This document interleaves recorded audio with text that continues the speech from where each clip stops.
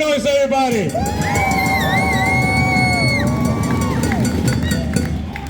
We're gonna get started now. Welcome, welcome. My name is Alan Chaboya, and I'm welcoming you on behalf of the Wisconsin Coalition for Justice in Palestine. Give it up for them. Thank you all so much for gathering here today. We're here to demand the immediate release of Mahmoud Khalil. As we just stated, protesting is not a crime. He should not be detained, and he sure as hell should not be deported. All around the U.S., we're witnessing thousands of people mobilizing around Mahmoud. But that's because of what he represents. He represents an ever-growing militant student movement, a student movement who wants a free Palestine. A student movement who wants affordable education. A student movement that doesn't want this country's wars anymore. But he's also representing the vulnerable immigrants of this country who are threatened every single day with the threats of detention and or deportation. But also, he's representing the workers. Just yesterday, the union president who represents the workers of Columbia University was fired by Columbia University. Shame! So this case around Mahmoud Khalil, it is an attack on Palestine. It is an attack on those who stand with Palestine. It is an attack on workers. It is an attack on immigrants. It is an attack on Muslims. It is an attack on the students. And look around you. Everyone you see here represents those movements. And this is who's standing up for Mahmoud Khalil. It is us, the people, not those billionaires that run this country. It is us. And it is us who are going to continue to fight for Mahmoud. It is us who's going to continue to fight for a free Palestine. So again, thank you all so much for gathering here for this emergency rally. It's beautiful to see Milwaukee mobilizing around this. In fact, we're going to hear from a couple of students who know what it's like to face this repression. We're also going to hear from another amazing organizer, Justin Blake, who's also going to tell us a little bit about fighting that repression and winning against that repression. To plagiarize my students, when we fight, we win. When we fight, we win. When we fight, we win. All right, that was a joke, don't plagiarize. Anyways, but learn from each other. That's the lesson, learn from each other. So we're going to hear from a fantastic set of speakers to draw all of this together. So up first, it gives me a great honor to invite an excellent brother of mine now. I know he's going up first, didn't want to, but sorry. Othman, please give it a warm welcome to Othman with the Islamic Society of Milwaukee. Thank you very much, Alan. You know, this is just so disturbing that we have an individual who came to the United States for education, went to one of the most well-known universities in the United States, where they actually have a department that has had a number of Palestinian scholars.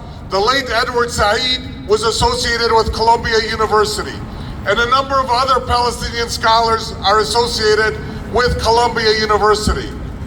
What was the supposed crime that Mahmoud Khalil is being alleged to violate? Well, the fact is that he was exposing a genocide. He was exposing the killing of children. He was exposing the fact that our government was funding and arming this, I don't know what kind of regime I could call it, but it's a regime that has absolutely no qualms about destroying an entire society. Gaza has been obliterated. You guys see the pictures. The fact that Mahmoud Khalil is being prosecuted for exposing that says something about the morality and the ethics of those who are prosecuting him. They have none. There is no morality, there is no ethics. We can bring in the war criminal, Nazi-like individual Netanyahu to Congress and he will get a standing ovation even though he is someone that the International Criminal Court would like to try. And yet Mahmoud Khalil, who is a student and a scholar and someone whose wife is 8 months pregnant, we consider him, and Rubio said that he is a threat to the United States. Fuck Rubio! I agree with that. What kind of a threat? He's not a threat physically to the United States. He's a threat because the information that he's providing about what the U.S. government is doing and what the billionaires that are funding these anti-student movements, that are doxing students, that are calling for students not to be employed, not to be hired, that are making sure that workers are being kicked out of their jobs. The fact that someone like Mahmoud Khalil exposes them and says that this is what this country represents with this government, that's the problem, and that's why he's being deported. We have to stand up for Mahmoud Khalil and for all people in this country, not the billionaire class, the workers, the students, and all others. We must stand for them, the immigrants, the minorities in this country. They're the ones that we must stand up for.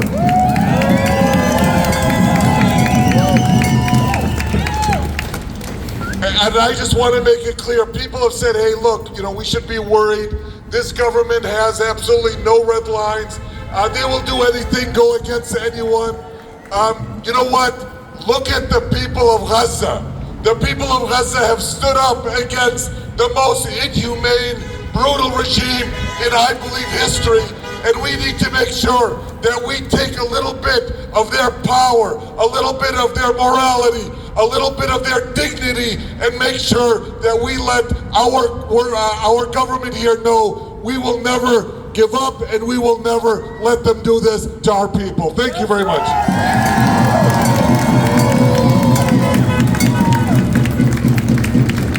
Thank you so much, Ahmad. Thank you so much.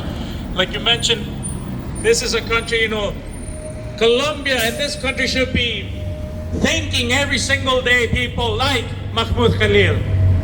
People who come to this country to study, and those colleges, those universities who benefit from their labor, from their intellectual property. But it is students like Mahmoud Khalil who make those universities so prestigious. They should not be deporting him. They should be giving him a tenure track position for all I know. But this is a threat that's being crafted by all branches of this government. A threat against all of us, particularly against immigrants. So here to tell us a little bit more about how this relates to immigrant rights, how it relates to that lucha, that struggle for immigrants. Give it up to Daisy España with Voces de la Frontera.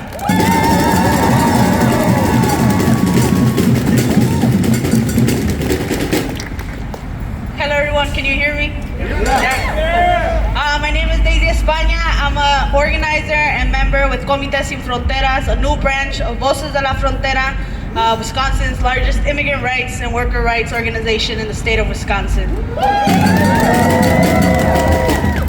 What we are seeing right now with Mahmoud, a green card holder who exercised his First Amendment rights of freedom of speech, has instilled fear into the immigrant community. If they can do that to someone who has status, what does that mean for someone who is undocumented? It is a threat to democracy, it is a threat to our rights, and it is a threat to our livelihood. However, it has also breathed life into those who have been living in the shadows. It has brought forth courage to those who have been afraid to stand up. The overwhelming support Mahmoud has received from millions of people across the country has shown the power of community and what being part of a coalition like the one we are all part of today can do.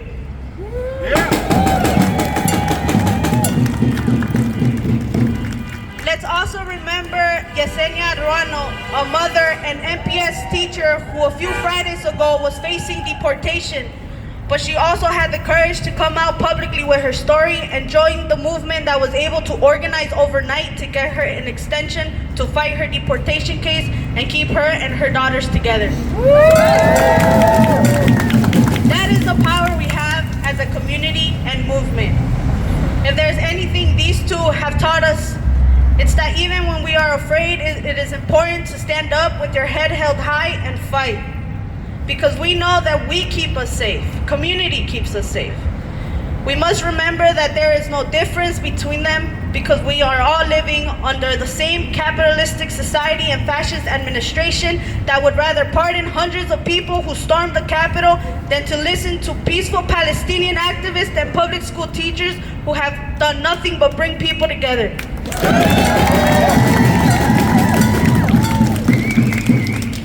Don't think for 1 second that we will let this administration and their MAGA allies tell us that we cannot fight and win. And I want to thank Mahmoud and Yesenia for being brave and changing the narrative that will now allow my community to show up and continue to fight for their rights that were never given but always fought for. Which is why we're marching on May 1st, a day without immigrants, a historic march here in Milwaukee, and I invite you all to be a part of that because, as I mentioned, we keep us safe and they will know no peace until we are all free.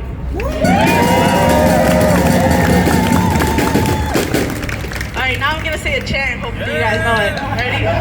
1, we are the people. 2, we won't stop fighting. 3, we want liberation now, now, now, now. 1, we are the people. 2, we won't stop fighting. 3, we want liberation now, now, now, now. 1, we are the people. 2, we won't stop fighting. 3, we want liberation now, now, now, now. Thank you. Gracias, Daisy. Thank you so much. How about one more chant? Yeah. Say it loud, say it clear. Immigrants are welcome here. Say it loud, say it clear. Immigrants are welcome here. Say it loud, say it clear. Immigrants are welcome here. Damn right, damn right. So thank you for connecting that struggle. And now this is an immigration struggle. But like I stated earlier, it's also a student movement struggle. This is because the students who led such an important wave of struggle last year with those encampments, those beautiful, beautiful encampments, showing student power, showing how it unites with worker power and community power to carry on those encampments that are so threatening and scary to these coward schools, these coward administrators who would throw their students under the bus for a couple of bucks. So the students are continuing to mobilize, and to hear our first speaker on behalf of the student movement, come over here, Sana.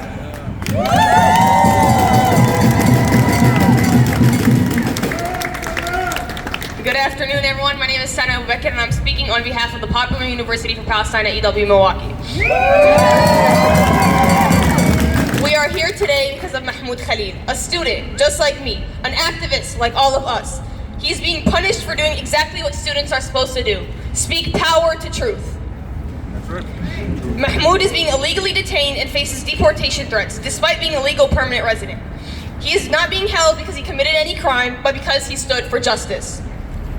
We've been organizing long enough to know what this is. This is about fear. Fear of the power of student movements, fear of the solidarity that we are all building together, and fear of what happens when we refuse to be silenced.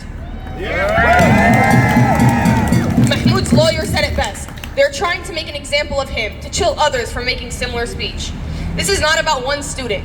It's a warning, a message to all of us, every activist, every student, every person who dares to speak out. Stay silent or you could be next. But we refuse to be intimidated. We refuse to let fear dictate our actions. If we don't fight for him now, we allow them to set a dangerous precedent that speaking out and standing up for Palestine is punishable. On our own campuses at EWM, we have faced these repressions and consequences for the same reason, to make an example of us, to instill fear, and to discourage others from standing with Palestine. Constant suspensions, ongoing investigations, and petty citations have become the norm for student activists. But we refuse to back down. This repression that we are seeing today is part of a long and ugly history that our country has of silencing movements for justice. Decades ago, students and activists were arrested for demanding an end to apartheid in South Africa. Before that, civil rights movements were held and were met with arrests, surveillance, and more intimidation. Today, history repeats itself. We know that when we stand up, we shake the foundations of power. Right. We have seen time and time again that when people demand change, those in power respond with force, criminalization, and attempts to erase the movement altogether. This is not just about Mahmoud. This is part of a larger, coordinated national crackdown on pro-Palestinian activism, especially under the Trump administration. From targeting student organizers, attempting to criminalize general speech, this administration is not only suppressing dissent, but is also directly violating the very principles it claims to uphold. This country that prides itself on being the beacon of democracy is silencing students for exercising their most basic right of protest and freedom of speech. This repression has never stopped movements before, and it won't stop us now. They want us to feel alone, to feel small, to believe that resistance is futile. But look around. Mahmoud is not alone. We are not alone. From campuses across the country to people around the world, our voices are rising together. And if it's one thing that history has shown us, is that no empire, no administration, no system built on oppression has ever been able to outlast the power of the people. So we will keep speaking, keep organizing, and keep fighting. We will not let Mahmoud's name fade into silence, and we will not let this moment pass without action. Because the only way they win is if we stop, and we're not stopping anytime soon. Free Mahmoud Khalil and free Palestine.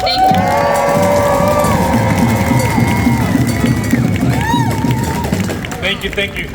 Quick announcement, you are going to see a drone flying. That is with us. That is our drone. It's a friendly one, okay? Sorry, I forgot to make that announcement, but it is ours. But okay, to borrow a chant from the students, you already know this one. Disclose, divest, we will not stop, we will not rest. Disclose, divest, we will not stop, we will not rest. Disclose, divest, we will not stop, we will not rest. Disclose, divest, we will not stop, we will not rest. Disclose, divest, we will not stop, we will not rest. Disclose, divest, we will not stop, we will not rest. Disclose, divest. That's right, yeah, y'all sound good, y'all sound good. But yeah, we're witnessing nothing necessarily new, as was stated. Sure, the Trump administration is just a little bit more bold and in our face, a little bit more public about how they want us to go away. But they've been doing this sort of people's movements for so long in this country. Every single movement, especially those who stand and oppose imperialism, those who stand and oppose racism. And so our next speaker is someone who has just recently faced this repression brought to him by the state, a state that tried to silence him for standing up for his family, for his people. And they tried, but guess what? Brother Justin Blake won. He showed that in the face of this repression, our tool, our power is people power. And with people power, we can win. So Brother Justin, take it away. Thank you, my dear brother. Assalamu alaikum. Ramadan Mubarak for my brothers and sisters that are fasting. Can y'all hear us down there? Raise your hand if you can hear us. Can y'all hear us over there? Raise your hand if you can hear us. The reason I say that, because if you've heard us speak to know, you know we're interactive. And when I say we must fight, you say we must fight. We must fight. We must fight. We must fight. We must fight. We must fight. We must fight. We must fight.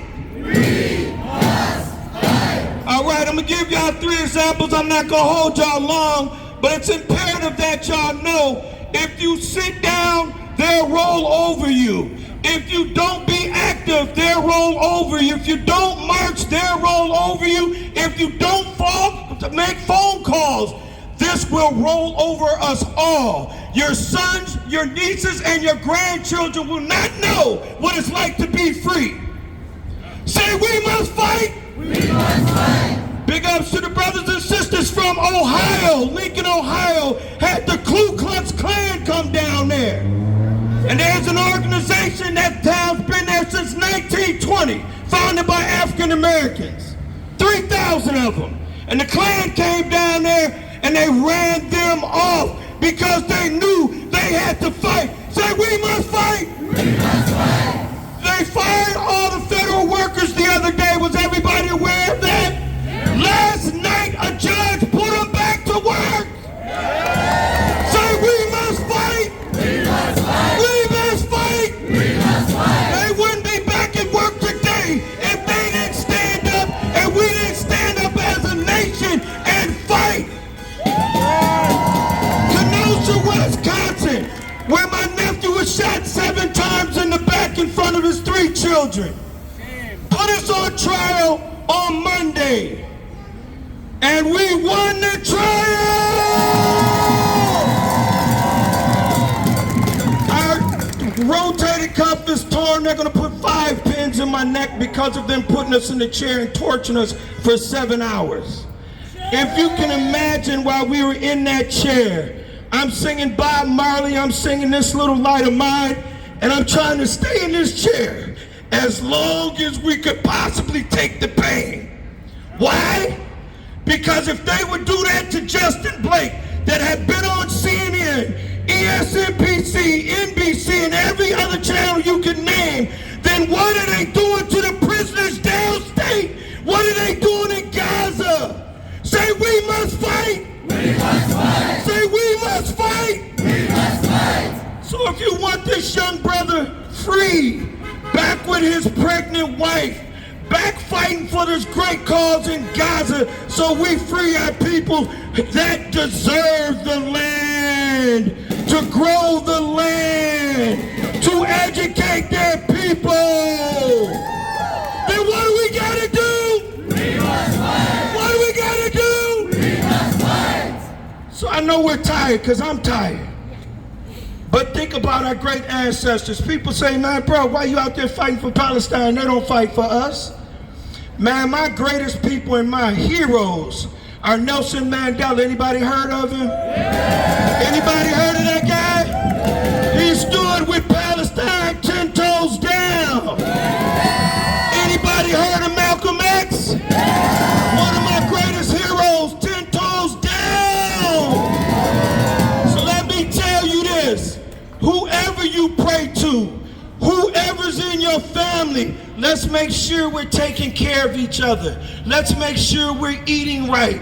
Let's make sure we're praying and staying together. Because what? Big ups to the red, black, and green unity. Now, on the last note, we have people that are in prison that I'm trying to help get freed. One gentleman's name is Jeff Ford. Jeff Ford's been in jail over 40-some years in this man's world. And they've really convicted him of no crime, but they won't let him go. He's in a prison in California where they have 23 hours in and 1 hour out. Did anybody here go through COVID? Raise your hand if you went through COVID. Hell, you couldn't stay there with your family in one house. Could you imagine being in a cell 8 foot by 4 foot and you only get 1 hour out? It's inhumane. We want to free Jeff Ford. We want to do that right away. Larry Hoover and other political prisoners, not just in America, but around this world. And we believe that we can win. We believe that we can win. That we believe that we can win. We believe that we can win. But the only way we're going to do it is because we must fight. We must fight. Big ups to the red, the black, and the green. Unity, Wild One, Africa. Love y'all.